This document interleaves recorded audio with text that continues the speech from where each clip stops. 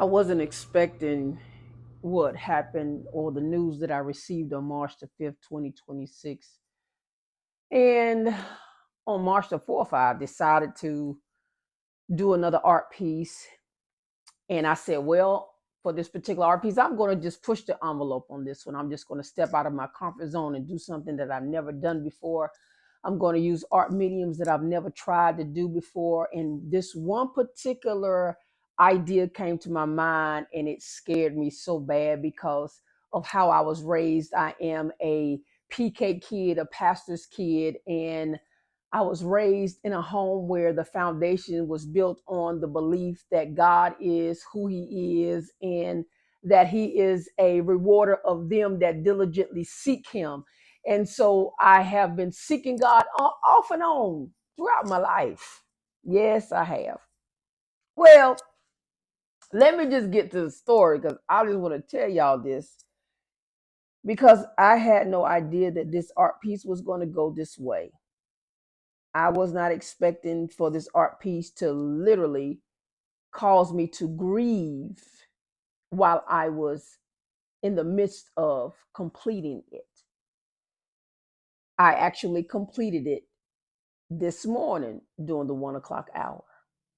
Normally, it doesn't take me that long to do an art piece, but for some reason, this one took me a few days. After hearing the passing of a dear friend of mine who was like a big sister to me, after hearing the news of her passing, I was just, I had been moving in slow motion. I didn't want to do anything. I didn't want to go anywhere. I didn't even want to go to church on Sunday.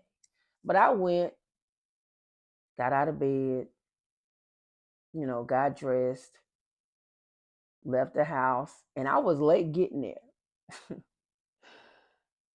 because it just does not seem real that my sister is no longer here.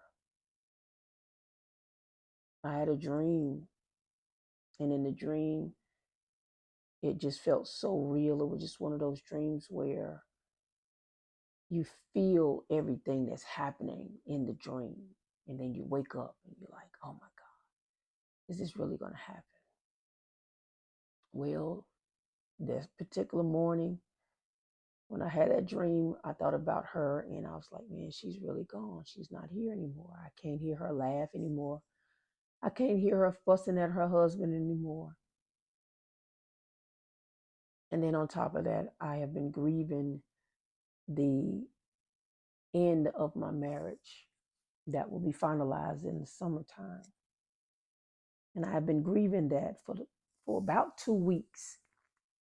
And I haven't been saying anything to anybody. I just been keeping it to myself.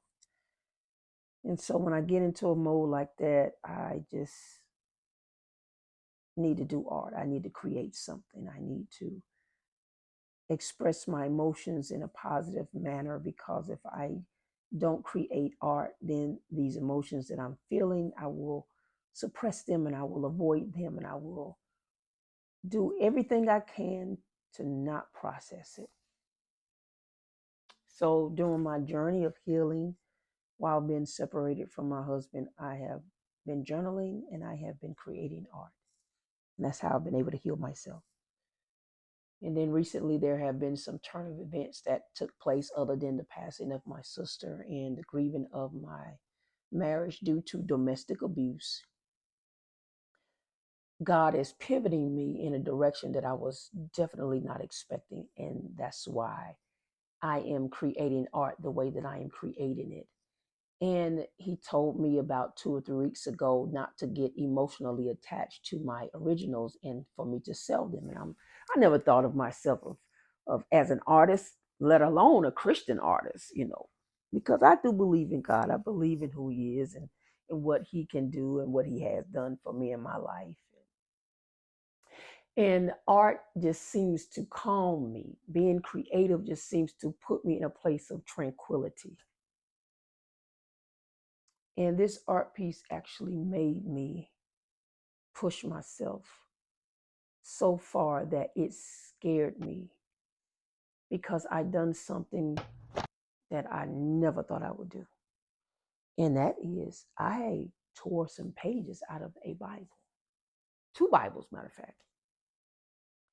And when I tore those pages, it just, all these thoughts started coming to me in my head, like, oh my God, people, they're gonna they're gonna be mad, that I have torn some pages out of a Bible. And that's why I decided I was gonna push the envelope, push myself out of my comfort zone when it comes to me creating art that has a message, that tells a story, that when people look at my art, they can see themselves in it. They can see the trauma that they may have experienced. They can see how their trauma will be turned into triumph, and how they are transforming, and how their lives are becoming this beautiful masterpiece, this beautiful creation that God has been molding in his hands for however long. And art just does that for me. It helps me to think outside of myself. It helps me to move in a direction that I could not have seen myself go down this particular path. But God saw me going this way, so I'm just doing what I know what to do, and that is follow him. And I pray that the art that I create touches someone in some way, shape, form, or fashion, in their emotions, in their spirit, in their mental state, in their heart, in their soul, to move them to think about their life and where they have come from and what they have survived and what they have made it through. Because that's what my art does for me. And I'm hoping that it does that for you, in a way so much so that it may bring a tear to your eye. I know I was boohooing. I was crying so hard when I was creating this piece. And the title of it is called Stitched by the Word, because I needed the word while I was going through domestic abuse. And I not only survived one domestic abuse marriage, but I survived two. And I also survived abuse from the hands of my father. He done something that a father should never do to a daughter. A father should never say to a daughter. He crossed a boundary that a father should never cross. How was I able to forgive him? I was able to forgive him because God gave me the strength to do it. I don't know when it happened. I just know that it happened. Try forgiving an unforgivable act and using your experience and what you've been through in your life to create something beautiful. The things that I've learned when I was going through abuse, I never thought abuse would teach me these things. It taught me how to pray deeper. It taught me how to worship at a deeper level. And it taught me how to create in a way where I look at what has been done in amazement, because I'm like, God, I know you did this, because I couldn't have done this on my own. I couldn't have done it on my own, by no means.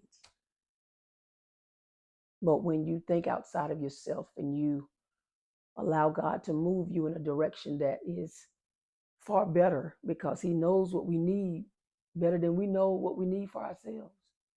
And it always seems to turn out better anyway, because when we try to do it on our own, we just mess things up. We mess it up. And I'm tired of messing up things. I just want to go in the direction that God is leading me. Because one of my favorite scriptures is Proverbs 3, 5, and 6. Trust in the Lord with all thine heart, and lean not to thine own understanding, but in all thy ways acknowledge him, and he will direct your paths. I'm trusting in you, God. I'm leaning on you. I'm acknowledging you in everything that I do. And you are definitely directing my path.